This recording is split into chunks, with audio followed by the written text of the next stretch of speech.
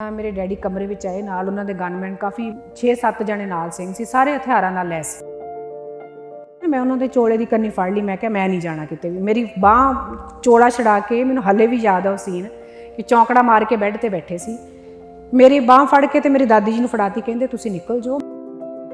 ਜਦੋਂ ਕਮਰੇ ਵਿੱਚ ਆਏ ਤਾਂ ਉਹਨਾਂ ਨੇ ਕਮਰੇ ਵਿੱਚ ਬੈਠ ਕੇ ਸਾਨੂੰ ਦੋਵਾਂ ਭੈਣਾਂ ਨੂੰ ਬੜਾ ਪਿਆਰ ਕੀਤਾ, ਆਪਣੇ ਲਾਗੇ ਬਿਠਾ ਲਿਆ। ਤੁਸੀਂ ਉਸ ਕਮਰੇ 'ਚ ਗਏ ਹੋ ਕਦੇ ਦੁਬਾਰਾ? ਜਦੋਂ ਮੇਰਾ ਦਿਲ ਕਰਦਾ ਨਾ I do visit the room. ਹਫਤਾ ਪਹਿਲਾਂ ਦੇ ਇੱਥੇ ਆਏ ਹੋਏ ਸੀਗੇ ਸ਼ਹੀਦੀ ਦਿਹਾੜੇ ਦਾ ਕਰਕੇ, ਤੇ ਸਾਡੀ ਲਗਭਗ ਵਾਪਸੀ ਸੀ। ਕੁਝ ਦਿਨਾਂ ਦੇ ਵਿੱਚ ਅਸੀਂ 1-2 ਦਿਨਾਂ ਦੇ ਸ਼ਹੀਦੀ ਦਿਹਾੜੇ ਤੋਂ ਬਾਅਦ 'ਚ ਵਾਪਸ ਚਲੇ ਜਾਣਾ ਸੀ। 1 ਤਰੀਕ ਨੂੰ ਗੋਲੀ ਚੱਲਣੀ ਜਦੋਂ ਸ਼ੁਰੂ ਹੋਈ ਤੇ ਵਿੱਚ ਕਾਫੀ ਅਸੀਂ ਸਾਨੂੰ ਕਮਰੇ 'ਚੋਂ ਨਹੀਂ ਬਾਹਰ ਨਿਕਲਣ ਦਿੱਤਾ। ਬਟ ਨੈਚੁਰਲ ਹੈ ਕਿ ਅਸੀਂ ਵੀ ਬੱਚੇ ਸੀ, ਡਰ ਗਏ ਥੋੜ੍ਹਾ ਜਿਹਾ, ਤੇ ਅਸੀਂ ਕਮਰੇ ਦੇ ਵਿੱਚ ਹੀ ਰਹੇ। ਤੇ ਮੇਰੇ ਮਦਰ ਗੁਰੂ ਰਾਮਦਾਸ ਦੇ ਲੰਗਰ ਵਿੱਚ ਪ੍ਰਸ਼ਾਦੇ ਦੀ ਸੇਵਾ ਕਰਦੇ ਸੀ, ਉਦੋਂ ਜਲਦੀ ਆ ਗਏ, ਘੱਟ ਕੀਤੀ ਉਹਨਾਂ ਨੇ ਥੋੜ੍ਹਾ ਜਿਹਾ ਆਮ ਰੂਟੀਨ ਨਾਲੋਂ। ਤੇ ਸਾਨੂੰ ਕਮਰੇ 'ਚੋਂ ਬਾਹਰ ਨਹੀਂ ਨਿਕਲਣ ਦਿੱਤਾ। 2 ਤਰੀਕ ਨੂੰ ਜਦੋਂ ਕਰਫਿਊ ਖੁੱਲ੍ਹਾ ਹੈ, ਗੋਲੀ ਬੰਦ ਹੋਈ ਹੈ, ਕਰਫਿਊ ਖੁੱਲ੍ਹਾ ਤੇ ਢਿੱਲ ਦਿੱਤੀ ਗਈ ਹੈ ਕਿ ਜਿਹਨੇ ਬਾਹਰ ਨਿਕਲਣਾ ਨਿਕਲ ਜਾਓ। ਤੇ ਇਮੀਡੀਏਟਲੀ ਮੇਰੇ ਫਾਦਰ ਸਾਹਿਬ ਕਮਰੇ ਵਿੱਚ ਆਏ ਆ। ਮੈਂ ਇੱਥੇ ਦੱਸਣਾ ਚਾਹੁੰਦੀ ਹਾਂ ਕਿ ਮੇਰੇ ਮਾਮਾ ਜੀ ਵੀ ਇੱਕ ਮੇਰੇ ਡੈਡੀ ਨਾਲ ਸ਼ਹੀਦ ਹੋਏ ਉਸ ਦਿਨ। ਉਹ ਮਿਲਣ ਹੀ ਆਏ ਸੀਗੇ, ਤੇ ਪਰ ਇੱਥੇ ਮਾਹੌਲ ਦੇਖ ਕੇ ਉਹਨਾਂ ਦੀ ਅਟੈਚਮੈਂਟ ਹੀ ਇੰਨੀ ਸੀਗੀ ਕਿ ਉਹ ਵਾਪਸ ਹੀ ਨਹੀਂ ਗਏ। ਕੀ ਨਾਮ ਸੀ? ਭਾਈ ਅਵਤਾਰ ਸਿੰਘ, ਸ਼ਹੀਦ ਭਾਈ ਅਵਤਾਰ ਸਿੰਘ। ਤੇ ਉਹ ਮੇਰੇ ਡੈਡ ਉਹ ਨਾਲ ਹੀ ਲੰਗਰ ਹਾਲ ਦੇ ਨਾਲ ਹੀ ਖੱਬੇ ਬੰਨੇ ਕਮਰਾ ਸੀ ਜਿਹਦੇ ਵਿੱਚ ਰਹਿੰਦੇ ਹੁੰਦੇ ਸੀ ਅਸੀਂ। ਤਾਂ ਮੇਰੇ ਡੈਡੀ ਕਮਰੇ ਵਿੱਚ ਆਏ ਨਾਲ ਉਹਨਾਂ ਦੇ ਗਨਮੈਨ ਕਾਫੀ 6-7 ਜਣੇ ਨਾਲ ਸਿੰਘ ਸੀ, ਸਾਰੇ ਹਥਿਆਰਾਂ ਨਾਲ ਲੈਸ। ਜਦੋਂ ਕਮਰੇ ਵਿੱਚ ਆਏ ਸਾਨੂੰ ਕੋਈ ਇਹਦੇ ਬਾਰੇ ਕੋਈ ਕੁਛ ਨਹੀਂ ਸੀ ਵੀ ਬਾਹਰ ਕੀ ਚੱਲ ਰਿਹਾ ਕੀ ਨਹੀਂ ਚੱਲ ਰਿਹਾ, ਕਿਉਂਕਿ ਉਦੋਂ ਸੋਸ਼ਲ ਮੀਡੀਆ ਦੂਜਾ ਤੀਜਾ ਇਸ ਤਰ੍ਹਾਂ ਦੀ ਕੋਈ ਫੈਸਿਲਿਟੀ ਨਹੀਂ ਸੀ ਹੁੰਦੀ। ਵੈਸੇ ਵੀ ਅਸੀਂ ਬੱਚੇ ਸੀ, ਬਹੁਤੀਆਂ ਗੱਲਾਂ ਤਾਂ ਸਾਡੇ ਸਿਰ ਤੋਂ ਹੀ ਲੰਘਦੀਆਂ ਸੀ। ਜਦੋਂ ਕਮਰੇ ਵਿੱਚ ਆਏ ਤਾਂ ਉਹਨਾਂ ਨੇ ਕਮਰੇ ਵਿੱਚ ਬੈਠ ਕੇ ਸਾਨੂੰ ਦੋਵਾਂ ਭੈਣਾਂ ਨੂੰ ਬੜਾ ਪਿਆਰ ਕੀਤਾ, ਆਪਣੇ ਲਾਗੇ ਬਿਠਾ ਲਿਆ। ਲਾਗੇ ਬਿਠਾ ਕੇ ਕੁਝ ਪਰਿਵਾਰਕ ਗੱਲਾਂ ਮੇਰੇ ਮਦਰ ਨਾਲ ਉਹਨਾਂ ਨੇ ਕੀਤੀਆਂ, ਕੁਝ ਜ਼ਿੰਮੇਵਾਰੀਆਂ ਲਾਈਆਂ ਉਹਨਾਂ ਨੂੰ ਫਿਊਚਰ ਦੀਆਂ, ਬਈ ਤੁਸੀਂ ਮੈਂ ਕੁਝ ਪੈਸੇ ਉਧਾਰ ਦੇਣੇ ਨੇ, ਬਾਬਾ ਠਾਕਰ ਸਿੰਘ ਤੋਂ ਫੜੇ ਸੀ ਜਦੋਂ ਜ਼ਮੀਨ ਵਗੈਰਾ ਲਈ, ਇਸ ਤਰ੍ਹਾਂ ਦੀਆਂ ਕੁਝ ਗੱਲਾਂ ਵੀ ਵਾਪਸ ਕਰ ਦਿਓ। ਇਹ ਜਿਹੜੀ ਮੈਨੂੰ ਗੱਲ ਯਾਦ ਆ ਉਹ ਇਹ, ਕਿਉਂਕਿ ਮੈਂ ਹਮੇਸ਼ਾ ਨਾ ਇਹ ਜਿੱਦ ਕਰਦੀ ਹੁੰਦੀ ਸੀ ਵੀ ਮੈਂ, ਕਿਉਂਕਿ ਸਕੂਲ ਪੜ੍ਹਨੇ ਪਾਉਂਦੀਆਂ ਗੱਲਾਂ, ਉਦੋਂ 5-6 ਸਾਲ ਦਾ ਬੱਚਾ ਹੀ ਸਕੂਲ ਪੜ੍ਹਨੇ ਪਾਉਂਦੇ ਸੀ, ਤੇ ਉਹ ਗੱਲਾਂ ਚੱਲਦੀਆਂ ਸੀ ਵੀ ਕਿਹੜੇ ਸਕੂਲ ਪਾਉਣਾ, ਕਿੱਥੇ ਪਾਉਣਾ। ਤੇ ਮੈਂ ਜਿੱਦ ਕਰਦੀ ਸੀ ਵੀ ਅੰਮ੍ਰਿਤਸਰ ਪੜ੍ਹਨਾ, ਮੈਂ ਪਿੰਡ ਨਹੀਂ ਜਾਣਾ। ਉਦੋਂ ਸਕੂਲ ਬੱਸਿਸ ਦਾ ਰੁਝਾਨ ਵੀ ਘੱਟ ਹੁੰਦਾ ਸੀ, ਤੇ ਮੈਨੂੰ ਇਹ ਸੀ ਮੈਨੂੰ ਕਿਸੇ ਹੋਸਟਲ 'ਚ ਨਾ ਪਾ ਦੇਣ, ਇੱਕ ਹਊਆ ਜਿਹਾ ਹੁੰਦਾ ਹੋਸਟਲ ਦਾ। ਤੇ ਮੈਂ ਇਹ ਹਮੇਸ਼ਾ ਮੈਂ ਜਿੱਦ ਕਰਨੀ ਵੀ ਮੈਂ ਅੰਮ੍ਰਿਤਸਰ ਹੀ ਰਹਿ ਕੇ ਪੜ੍ਹਨਾ, ਤੇ ਮੇਰੇ ਡੈਡੀ ਕੋਲ? ਹਾਂਜੀ, ਮੈਂ ਅੰਮ੍ਰਿਤਸਰ ਰਹਿ ਕੇ ਪੜ੍ਹਨਾ। ਤੇ ਮੇਰੇ ਡੈਡੀ ਨੇ ਫਿਰ ਮੇਰੇ ਮਦਰ ਨੂੰ ਕਿਹਾ ਵੀ ਤੁਸੀਂ ਮੇਰੇ ਤੋਂ ਬਾਅਦ, ਬੜਾ ਕਲੀਅਰ ਉਹਨਾਂ ਨੇ ਕਹਿੰਦੇ, ਮੇਰੇ ਤੋਂ ਬਾਅਦ ਨਾ ਮੈਂ ਰਵਾਂ ਨਾ ਰਵਾਂ, ਤੁਸੀਂ ਬੇਟੀਆਂ ਨੂੰ ਜ਼ਰੂਰ ਪੜ੍ਹਾਉਣਾ, ਉੱਚ ਸਿੱਖਿਆ ਹਾਸਲ ਕਰਾਉਣੀ ਇਹਨਾਂ ਨੂੰ, ਜਿੰਨਾ ਇਹ ਪੜ੍ਹਨ ਇਹਨਾਂ ਨੂੰ ਪੜ੍ਹਾਉਣਾ, ਤਾਂ ਕਿ ਇਹ ਚੰਗੇ ਅਹੁਦਿਆਂ 'ਤੇ ਜਾਣ। ਇਹਨਾਂ 'ਚੋਂ ਮੇਰੇ ਸੰਸਕਾਰਾਂ ਦੀ ਰਿਫਲੈਕਸ਼ਨ ਹੋਵੇ ਕਿ ਇਹ ਭਾਈ ਅਮਰੀਕ ਸਿੰਘ ਦੇ ਬੱਚੇ। ਮੇਰੇ ਮਦਰ ਥੋੜ੍ਹਾ ਜਿਹਾ ਸ਼ੌਕਡ ਹੋ ਗਏ, ਉਹ ਕਹਿੰਦੇ ਵੀ ਮੈਂ ਪੜ੍ਹਾਉਣਾ ਮਤਲਬ, ਤੇ ਤੁਸੀਂ ਕਿੱਥੇ, ਤੁਸੀਂ ਵੀ ਤਾਂ ਇੱਥੇ ਹੀ ਹੋਣਾ, ਤੁਸੀਂ ਵੀ ਗਾਈਡ ਕਰਨਾ ਹੈ, ਜਿਵੇਂ ਤੁਸੀਂ ਗਾਈਡ ਕਰੋਗੇ ਉਵੇਂ ਪੜ੍ਹਨਗੇ ਬੱਚੇ। ਮੇਰੇ ਫਾਦਰ ਸਾਹਿਬ ਨਾ ਉਦੋਂ ਰਿਸਰਚ ਸਕਾਲਰ ਸੀ, ਅੰਡਰ PhD ਉਹਨਾਂ ਦੀ ਚੱਲ ਰਹੀ ਸੀ 84 ਦੇ ਸਮੇਂ, and he was a gold medalist in MA from Guru Nanak Dev university. ਬਹੁਤ ਅੱਛੇ ਸਕਾਲਰ ਸੀ, ਬੜਾ ਉਹਨਾਂ ਦਾ ਇਸ ਕੰਮ ਰੁਝਾਨ ਬਹੁਤ ਸੀ ਇੱਧਰ, ਤੇ ਉਹ ਚਾਹੁੰਦੇ ਸੀ ਉਹਨਾਂ ਦੇ ਬੱਚੇ ਜਿਹੜੇ ਆ ਉੱਚ ਵਿੱਦਿਆ ਪ੍ਰਾਪਤ ਕਰਨ। ਮੇਰੇ ਮਦਰ ਨੇ ਜਦੋਂ ਇਹ ਸਵਾਲ ਪੁੱਛਿਆ ਤੇ 1 ਮਿੰਟ ਤਾਂ ਚੁੱਪ ਕਰ ਗਏ, ਫਿਰ ਕਹਿੰਦੇ ਵੀ ਜਿੱਥੋਂ ਤੱਕ ਸਾਡਾ ਸੰਘਰਸ਼ ਪਹੁੰਚ ਚੁੱਕਿਆ, ਜਿਹੜੀਆਂ ਅਸੀਂ ਰੋਜ਼ ਅਰਦਾਸਾਂ ਕਰਦੇ ਸੀ ਉਹ ਸਮਾਂ ਆ ਗਿਆ ਤੇ ਮੈਂ ਸ਼ਹੀਦ ਹੋ ਜਾਣਾ। To the point, very frankly. ਮੇਰੇ ਮਦਰ ਇੱਕਦਮ, ਹੁਣ ਜਦੋਂ ਕੋਈ ਵੀ ਲੇਡੀ ਇਸ ਤਰ੍ਹਾਂ ਸੁਣਦੀ ਆ ਤਾਂ ਉਹ ਨੈਚੁਰਲੀ ਸ਼ੌਕ ਤਾਂ ਹੋਏਗੀ। ਤੇ ਮੇਰੇ ਮਦਰ ਚੁੱਪ ਕਰ ਗਏ, ਫਿਰ ਕਹਿੰਦੇ ਵੀ ਘਬਰਾਉਣਾ ਨਹੀਂ, ਅਸੀਂ ਕੌਮ ਲਈ ਸ਼ਹੀਦ ਹੋਣ ਲੱਗੇ ਹਾਂ, ਅਸੀਂ ਕੋਈ ਆਪਣੇ ਨਿੱਜੀ ਸਵਾਰਥ ਲਈ ਥੋੜ੍ਹੇ ਸ਼ਹੀਦ ਹੋਣ ਲੱਗੇ ਹਾਂ। ਤੇ ਜਿੱਥੇ ਵੀ ਪਰਮਾਤਮਾ ਤੁਹਾਡੀ ਸਹਾਇਤਾ ਕਰਨੀ ਹੈ, ਅੰਗ ਸੰਗ ਸਹਾਇਤਾ ਕਰਨਗੇ। ਕਿਸੇ ਦੇ ਅੱਗੇ ਹੱਥ ਨਹੀਂ ਫੈਲਾਉਣਾ, ਕਿਸੇ ਦੇ ਅੱਗੇ ਈਨ ਨਹੀਂ ਮੰਨਣੀ ਕਿਸੇ ਦੀ, ਆਪਣੇ ਬੱਚੇ ਪੜ੍ਹਾਉਣੇ ਆ ਤੇ ਆਪਣੇ ਧਰਮ ਵਿੱਚ ਰਹਿਣਾ। ਇਸ ਤਰ੍ਹਾਂ ਦੀਆਂ ਗੱਲਾਂ ਕਰਦੇ ਰਹੇ। ਤੇ ਫਿਰ ਮੇਰੇ ਮਦਰ ਮੇਰੀ ਬਾਂਹ ਫੜ ਕੇ ਨਾ, ਮੈਂ ਉਹਨਾਂ ਦੇ ਚੋਲੇ ਦੀ ਕੰਨੀ ਫੜ ਲਈ, ਮੈਂ ਕਿਹਾ ਮੈਂ ਨਹੀਂ ਜਾਣਾ ਕਿਤੇ ਵੀ। ਮੇਰੀ ਬਾਂਹ ਚੋਲਾ ਛਡਾ ਕੇ ਮੈਨੂੰ ਹਲੇ ਵੀ ਯਾਦ ਆ ਉਹ ਸੀਨ ਕਿ ਚੌਂਕੜਾ ਮਾਰ ਕੇ ਬੈੱਡ ਤੇ ਬੈਠੇ ਸੀ। ਮੇਰੀ ਬਾਂਹ ਫੜ ਕੇ ਤੇ ਮੇਰੀ ਦਾਦੀ ਜੀ ਨੂੰ ਫੜਾਤੀ, ਕਹਿੰਦੇ ਤੁਸੀਂ ਨਿਕਲ ਜਾਓ, ਮੈਂ ਬੰਦਾ ਨਾਲ ਭੇਜਦਾ, ਕਰਫਿਊ ਦੁਬਾਰਾ ਲੱਗ ਜਾਣਾ, ਤੁਸੀਂ ਜਾਓ, ਬੰਦਾ ਨਾਲ ਜਾਂਦਾ ਤੇ ਤੁਸੀਂ ਜਾ ਕੇ ਬੱਸ ਵਿੱਚ ਤੁਹਾਨੂੰ ਬਿਠਾ ਕੇ ਆਉਂਦਾ, ਤੁਸੀਂ ਫਟਾਫਟ ਅੰਮ੍ਰਿਤਸਰ ਸ਼ਹਿਰ 'ਚੋਂ ਬਾਹਰ ਚਲੇ ਜਾਓ, ਇੱਥੇ ਕੁਛ ਵੀ ਹੋ ਸਕਦਾ। ਮੈਂ ਫਿਰ ਦੁਬਾਰਾ ਜਿੱਦ ਕੀਤੀ, ਮੈਂ ਕਿਹਾ ਮੈਂ ਵਾਪਸ ਨਹੀਂ ਜਾਣਾ। ਮੈਨੂੰ ਕਹਿੰਦੇ ਨਹੀਂ ਤੁਸੀਂ ਜਾਓ ਮਾਤਾ ਜੀ, ਤੁਸੀਂ ਜਾਓ। ਤੇ ਮਾਤਾ ਜੀ ਵੀ ਮੇਰੇ ਆਪਣਾ ਸਮਾਨ ਇਕੱਠਾ ਕਰਨ ਲੱਗੇ, ਤੇ ਮੇਰੇ ਮਦਰ ਨੂੰ ਕਹਿੰਦੇ ਵੀ ਤੁਸੀਂ ਵੀ ਜਾਓ। ਮੇਰੇ ਮਦਰ ਕਹਿੰਦੇ ਵੀ ਜੇ ਤੁਸੀਂ ਕਮਿਟਮੈਂਟ ਕਰ ਹੀ ਲਈ ਆ ਜੋ ਮਾਹੌਲ ਤੁਸੀਂ ਮੈਨੂੰ ਦੱਸ ਰਹੇ ਹੋ, ਕਹਿੰਦੇ ਮੈਂ ਤਾਂ ਨਹੀਂ ਤੁਹਾਨੂੰ ਛੱਡ ਕੇ ਜਾਣਾ। ਮੇਰੀ ਇੱਕ ਛੋਟੀ ਸਿਸਟਰ ਸੀ, ਕਹਿੰਦੇ ਮੈਂ ਤਾਂ ਨਹੀਂ ਜਾਊਂਗੀ। ਸ਼ੀ ਵਾਸ ਪ੍ਰੈਗਨੈਂਟ। ਮੇਰੇ ਬ੍ਰਦਰ ਦਾ 2 ਮਹੀਨੇ ਬਾਅਦ 'ਚ ਜਨਮ ਹੋਇਆ, ਜੂਨ 1984 ਤੋਂ ਬਾਅਦ 'ਚ। ਫਿਰ ਕੁਝ 2 ਮਿੰਟ ਸੋਚ ਕੇ ਕਹਿਣ ਲੱਗੇ, ਅੱਛਾ ਉਹਨਾਂ ਨੇ ਇਨਸਿਸਟ ਵੀ ਨਹੀਂ ਕੀਤਾ ਉਹਨਾਂ ਨੂੰ ਭੇਜਣ ਲਈ। ਜੇ ਮੇਰੇ ਮਦਰ ਨੇ ਮਨਾ ਕੀਤਾ ਤਾਂ ਉਹਨਾਂ ਨੇ ਦੁਬਾਰਾ ਕਿਹਾ ਵੀ ਨਹੀਂ ਵੀ ਨਹੀਂ ਤੂੰ ਜਾ, ਤੂੰ ਮੇਰੀ ਗੱਲ ਕਿਉਂ ਨਹੀਂ ਮੰਨੀ। ਕਹਿੰਦੇ ਚਲੋ ਠੀਕ ਆ, ਫਿਰ ਅਰਦਾਸ ਕਰਿਓ ਵੀ ਗੋਲੀ ਮੇਰੇ ਸੀਨੇ 'ਚ ਲੱਗੇ, ਪਿੱਠ ਪਿੱਛੇ ਨਾ ਲੱਗੇ। ਜੇ ਸ਼ਹੀਦ ਤਾਂ ਹੋਣਾ ਹੀ ਆ। ਮੇਰੀ ਤਮੰਨਾ ਇਹ ਹੈ, ਤੂੰ ਬਾਣੀ ਬਹੁਤ ਪੜ੍ਹਦੀ ਹੈ। ਮੇਰੇ ਮਦਰ ਨੂੰ ਕਹਿੰਦੇ ਤੂੰ ਬਾਣੀ ਬਹੁਤ ਪੜ੍ਹਦੀ। ਮੇਰੇ ਮਦਰ ਦਾ ਬਹੁਤ ਉੱਚਾ ਸੁੱਚਾ ਜੀਵਨ ਹੈ, ਬੜਾ ਨਿਤਨੇਮ ਉਹਨਾਂ ਦਾ, ਬੜੀ ਕਿਰਪਾ ਵਾਹਿਗੁਰੂ ਦੀ। She is my role model.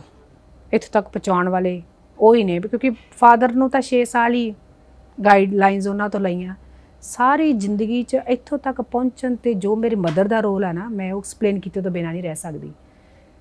ਦੂਜਾ ਕਾਰਨ ਇਹ ਵੀ ਹੈ ਕਿ ਫਾਦਰ ਸਾਹਿਬ ਸ਼ਹੀਦ ਹੋ ਗਏ, ਪਰ ਮੈਂ ਆਪਣੇ ਮਦਰ ਨੂੰ ਰੋਜ਼ ਸ਼ਹੀਦ ਹੁੰਦੇ ਦੇਖਿਆ, ਰੋਜ਼। ਕਿਉਂਕਿ 84 ਤੋਂ ਬਾਅਦ ਜਿਹੜਾ ਦਹਾਕਾ ਚੱਲਿਆ, ਜੋ ਕੁਛ ਵੀ ਹੋਇਆ, ਜਿਸ ਤਰ੍ਹਾਂ ਦੇ ਪ੍ਰੈਸ਼ਰਸ ਬਣਦੇ ਸੀ, ਤੇ ਜਿਸ ਤਰ੍ਹਾਂ ਬੇਦਾਗ ਅੱਜ ਉਹ ਖੜੇ ਨੇ ਸਿੱਖ ਕੌਮ ਦੇ ਵਿੱਚ ਉੱਚੀ ਸੁੱਚੀ ਪੱਗ ਲੈ ਕੇ, ਕੋਈ ਇਹ ਨਹੀਂ ਕਹਿ ਸਕਦਾ ਕਿ ਬੀਬੀ ਹਰਮੀਤ ਕੌਰ ਨੇ ਇੱਥੇ ਕੰਪਰੋਮਾਈਜ਼ ਕੀਤਾ ਜਾਂ ਉਹਨਾਂ ਦੇ ਬੱਚਿਆਂ ਨੇ ਕੀਤਾ, ਜਾਂ ਉਹਨਾਂ ਨੇ ਕਿਸੇ ਤੋਂ ਕੋਈ ਪੋਲੀਟੀਕਲ ਸਪੋਰਟ ਮੰਗੀ, ਜਾਂ ਕਿਸੇ ਚੀਜ਼ ਤੇ ਅਸੀਂ ਦਾਅਵਾ ਕੀਤਾ ਵੀ ਆ ਸਾਡਾ ਹੱਕ ਬਣਦਾ ਹੈ। Never, not at any cost. ਕਿਉਂਕਿ ਉਹਨਾਂ ਦੀਆਂ ਵਾਈਬ੍ਰੇਸ਼ਨਸ ਤੇ ਉਹਨਾਂ ਦੇ ਲੈਵਲ ਆਫ ਥਿੰਕਿੰਗ ਜਿਹੜਾ ਸੀ ਨਾ, ਬਹੁਤ ਉੱਚਾ ਸੁੱਚਾ ਸੀ। ਉਹ ਇਹਨਾਂ ਗੱਲਾਂ ਤੋਂ ਉੱਪਰ ਉੱਠ ਚੁੱਕੇ ਸੀ ਮੇਰੇ ਮਦਰ। ਫਿਰ ਕਹਿੰਦੇ ਵੀ ਅਰਦਾਸ ਕਰੀ, ਤੇ ਠੀਕ ਹੈ, ਕਹਿੰਦੇ ਜੇ ਸੰਤ ਕਰਤਾਰ ਸਿੰਘ ਦੇ ਪਰਿਵਾਰ ਦੀ ਜੜ ਲੱਗਣੀ ਹੋਈ ਤੇ ਤੁਸੀਂ ਬਚ ਜੂਗੇ, ਪਰ ਇਹ ਨਹੀਂ ਸੋਚਣਾ ਵੀ ਜੇ ਤੁਸੀਂ ਇੱਥੇ ਰਹਿਣਾ ਤੇ ਮੈਂ ਤੁਹਾਡੇ ਗੋਡੇ ਨਾਲ, ਤੁਸੀਂ ਮੇਰੇ ਗੋਡੇ ਨਾਲ ਬੈਠੇ ਰਹੋਗੀਆਂ। ਸਾਡਾ ਤਾਂ ਜੋ ਮਿਸ਼ਨ, ਅਸੀਂ ਆਪਣਾ ਕੰਮ ਕਰਨਾ। ਤੁਸੀਂ ਜਿੱਥੇ ਬੀਬੀਆਂ ਤੇ ਬੱਚੇ ਬੈਠੇ ਨੇ ਉੱਥੇ ਚਲੇ ਜਾਓ, ਹੋ ਸਕਦਾ ਦੁਬਾਰਾ ਮੇਲ ਨਾ ਆਉਣ। ਮੇਰੇ ਮੰਮੀ ਕਹਿੰਦੇ 7 ਬਚਨ, ਠੀਕ ਹੈ, ਜੋ ਪਰਮਾਤਮਾ ਨੂੰ ਪਾਇਆ ਫਿਰ ਸਭ ਦੇ ਨਾਲ ਹੀ ਹੈ। ਮੈਂ ਫਿਰ ਆਪਣੀ ਦਾਦੀ ਜੀ ਦੇ ਨਾਲ, ਸਾਨੂੰ ਸਿੰਘ ਇੱਕ ਭੇਜਿਆ, ਉਹ ਵਿੱਚੋਂ ਗਲੀਆਂ ਦੇ ਵਿੱਚੋਂ ਦੀ ਕੱਢ ਕਢਾ ਕੇ, ਸਾਨੂੰ ਪਤਾ, ਆਈ ਡੋਂਟ ਨੋ ਵੀ ਹੁਣ ਕਿੱਧਰ ਨੂੰ ਗਏ। ਬੱਸ ਸਟੈਂਡ ਤੋਂ ਬਾਹਰ ਹੀ ਬੱਸਾਂ ਲੱਗੀਆਂ ਹੋਈਆਂ ਸੀ, ਬੱਸ ਸਟੈਂਡ 'ਚੋਂ ਬੱਸ ਨਹੀਂ ਚੱਲੀ, ਇੰਨਾ ਮੈਨੂੰ ਯਾਦ ਹੈ। ਬਾਹਰ ਹੀ ਕਿਸੇ ਗਲੀ ਰੋਡ ਤੋਂ ਬੱਸ ਮਿੰਨੀ ਜੀ ਤੇ ਪਤਾ ਨਹੀਂ ਕਿਸੇ ਤੇ ਚੜ੍ਹੇ, ਤੇ ਇੱਥੋਂ ਅਸੀਂ ਸਰਿਆਲੀ ਪਹੁੰਚੇ। ਹਾਲੇ ਸਰਿਆਲੀ ਪਹੁੰਚੇ ਹੀ ਸੀ, ਕਰਫਿਊ ਫਿਰ ਲੱਗ ਗਿਆ। ਫਿਰ ਅੱਗੋਂ ਇਸ ਤਰ੍ਹਾਂ ਚੱਲਦੇ ਚਲਾਉਂਦੇ ਸਰਿਆਲੀ ਵਾਲੇ ਬਾਬਿਆਂ ਨੇ ਟਰੈਕਟਰ ਦਿੱਤਾ। ਫਿਰ ਅਸੀਂ, ਮੇਰੇ ਫਿਰੋਜ਼ਪੁਰ ਨਾਨਕੇ ਨੇ, ਉੱਥੇ ਪਹੁੰਚੇ। ਅੱਗੋਂ ਉਹ ਵੀ ਬੇਘਰ ਹੋਏ, ਉਹਨਾਂ ਨੂੰ ਵੀ ਗੋਲੀ ਦਾ ਆਰਡਰ ਸੀ, ਕਿਉਂਕਿ ਮਾਮਾ ਜੀ ਵਿੱਚ ਸੀ, ਸਾਰਾ ਪਰਿਵਾਰ ਦੂਜਾ ਤੀਜਾ। ਤੁਸੀਂ ਉਸ ਕਮਰੇ 'ਚ ਗਏ ਹੋ ਕਦੇ ਦੁਬਾਰਾ?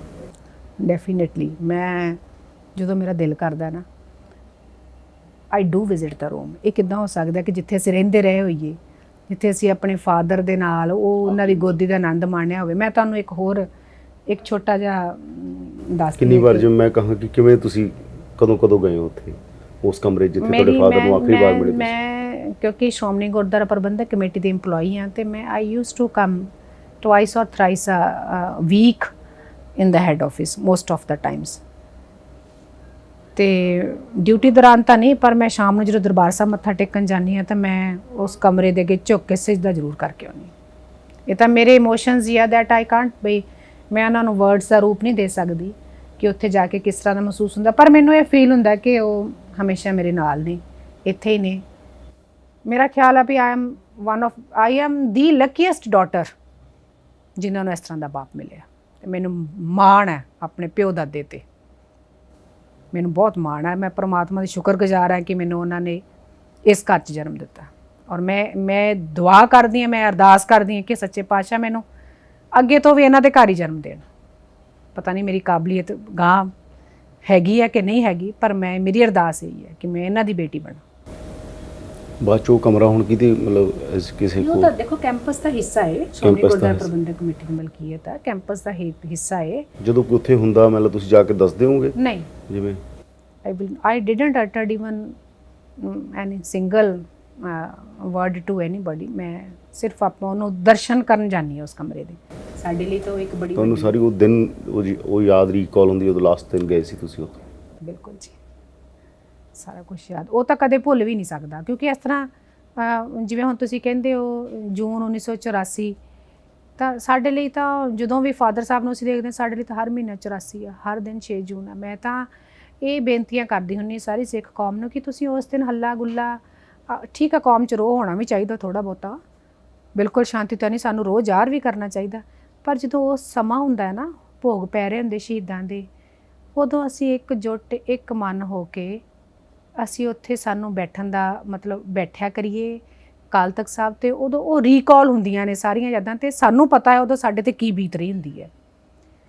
ਬਾਅਦ ਵਿੱਚ 364 ਦਿਨ 22 ਘੰਟੇ, ਉਹ ਸਿਰਫ ਉੱਥੇ 2 ਘੰਟੇ ਦਾ ਹੀ ਪ੍ਰੋਗਰਾਮ ਹੁੰਦਾ ਹੈ। ਉਹ ਅਸੀਂ ਉਹਨਾਂ ਸ਼ਹੀਦਾਂ ਨੂੰ ਜ਼ਰੂਰ ਸ਼ਾਂਤੀ, ਇਹ ਮੇਰੀ ਬੇਨਤੀ ਹੈ ਵੀ ਸਾਰੇ ਅਸੀਂ ਉਸ ਦਿਨ ਉਹ 2 ਘੰਟੇ ਉਹਨਾਂ ਨੂੰ ਸਮਰਪਿਤ ਹੋ ਕੇ ਬੈਠਿਆ ਕਰੀਏ। ਮਗਰੋਂ ਤਾਂ ਸਾਨੂੰ ਵੇਖੋ ਜੀ ਸਾਰਾ ਕੁਛ ਹੀ ਚਾਹੀਦਾ, ਜਿਹੜੀਆਂ ਮੰਗਾਂ ਨੇ, ਜਿਹੜੀ ਐਜੀਟੇਸ਼ਨ ਉਹ ਕਰਨੀ ਚਾਹੀਦੀ ਹੈ, ਬਣਨੀ ਚਾਹੀਦੀ ਹੈ, ਪਰ ਉਹ ਇੱਕ ਵਧੀਆ ਵੇ ਦੇ ਨਾਲ ਹੋਣੀ ਚਾਹੀਦੀ ਜਿਹਦਾ ਅੱਛਾ ਮੈਸੇਜ ਆਵੇ। ਆਪਸੀ ਆਪਾਂ ਪੱਗਾਂ ਨਾ ਇੱਕ ਦੂਜੇ ਦੇ ਲਾਇਆ ਕਰੀਏ, ਇਹ ਥੋੜ੍ਹਾ ਜਿਹਾ ਮਹਿਸੂਸ ਹੁੰਦੀ ਉਦੋਂ ਗੱਲ।